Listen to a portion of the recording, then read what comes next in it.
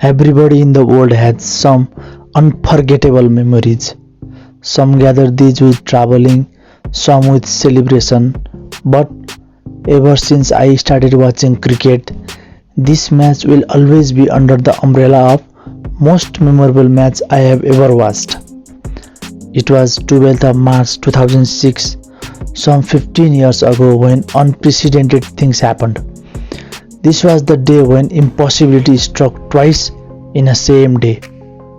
The world of cricket was stunned by what happened that day in the history of old cricket. Wanderers Stadium, the Bull Ring, Joburg gave one of the important historical moments of cricket like it usually gives.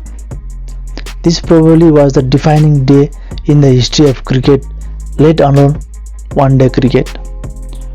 Personally, as a kid and a rudimentary viewer, the real meaning of pure entertainment and goosebumps was experienced on that day, and it will always remain like that for the rest of my life. Legendary commentator Tony Greig summed it up in best possible fashion. Ponting cannot believe this has happened to his team. The South Africans at the Bull Ring today have seen the best one-day international ever played. This was equally complemented by various news headlines the following day. Cricinfo headline for this match was South Africa win the greatest game, while the Sydney Morning Herald called the match as the greatest the world has ever seen. The advertiser called it the greatest of all time. The Age called it the best one-dayer. Africa called it the greatest match ever, and Independent Online called it as the greatest match ever played.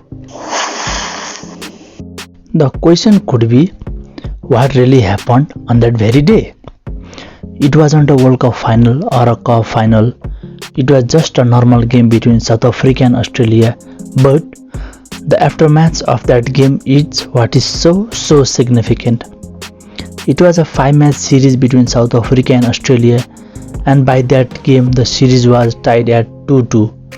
It was a final showdown for the series, a normal sunny day in Johannesburg with jam-packed stadium where their supporters were cheering for their team. Australia won the toss and Ricky Ponting opted to bat on a dry wicket, which resulted as a bowler killer, and they scored a mammoth highest ODI score of 434, with punter the Hunter Ricky Ponting scoring 164 of just 105 balls. That score during that time was just unthinkable. Those times where even 270 used to win you lots of games, 434 would have been a walk in the park for the Aussies. The morale of the Australians was immense, and after first inning, everybody, myself included, considered this game was dead. There's no point in watching. This is where game surprises you. This is why cricket is called the game of uncertainty, like any other live sports. The match of cricket is just unpredictable. South Africa came with a mood and a motto of course to win, but this was not normality for them. Complete 180-degree opposite tactics had to be applied, and T20 format had to be displayed from the get-go. Yeah, stay with me. T20 format was not significant in those days. The blind hitting like we see and the fast flowing nature of the game that we see nowadays were almost to nothing during those days. Having said that, South Africa had to find a way to win. If not, this would have been a game where this was one of those days. One team were completely invincible, which Australian were during those days, and other were simply second best. But South African players played like this was their last game of life. After starting in a worst possible manner by losing opener Botha de Pienaar, history then unfolded when Herschel Gibbs arrived in crease. He and skipper Graeme Smith began T20 batting. Yeah, T20 kind of batting. They added 187 runs in just 20.5 overs, and soon AB de Villiers joined Herschel Gibbs for another 90 plus run partnership. Gibbs was just in another land. He was displaying the form of his life, scoring 175 of just 111 balls, and Smith scored rapid 90 of just 55 balls. Someone like JJ Vanderwath will remember this game forever, as he contributed with quick fire 35 of 18 balls with 3 mammoth sixes. And it was ever reliable Mark Boucher who finished with nonchalant 50 of 43 balls, giving South Africa the famous victory with huge consequences thereafter. The day and that game completely changed the mindset of old cricket forever. Important question is, why was this game so significant? As mentioned earlier, Cricinfo headlined this game as South Africa win the greatest game, and this definitely was the greatest chase ever in the history of game. Whenever something happens beyond the normality, everybody remains as it hardly happens in day-to-day life. Even in modern day, scoring 400 plus score is never easy, let alone chasing. To this day, score in excess of 400 has never been chased. Wow, something to be proud for Cricket South Africa. All of the sports most deservedly appreciated this game, and Cricket South Africa and Cricket Australia.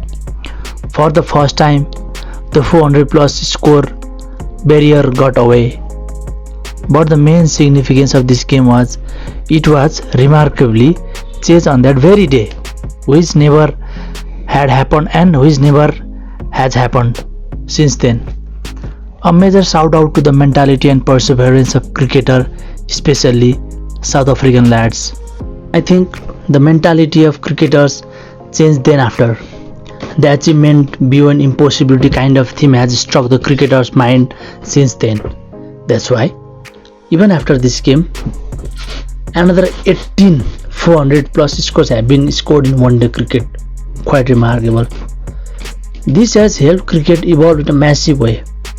If we are perfectly honest, the evolution of T20 cricket can be considered is based on this game.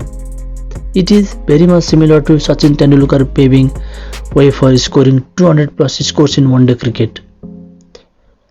The chasing culture of big score started after this game. That's why many of the teams nowadays prefer to chase, while it was the other way around in the 2000s. South Africa's fate to change after this game. Was that redemption for them? Well, it is always debatable, but it was satisfaction and statement from Cricket South Africa more than anything. Major question still is this the greatest one day ever? I still think World Cup final is always a top game in cricket because of its value, but in cricketing context, it was the best game ever. And even after 15 years, we are so far away from such game. That was just wonderful sight to behold. Yeah, I think that's it. That's it for the video. Thank you for watching, and please pass me an honest opinion about this video, and please subscribe to my channel. Thank you very much.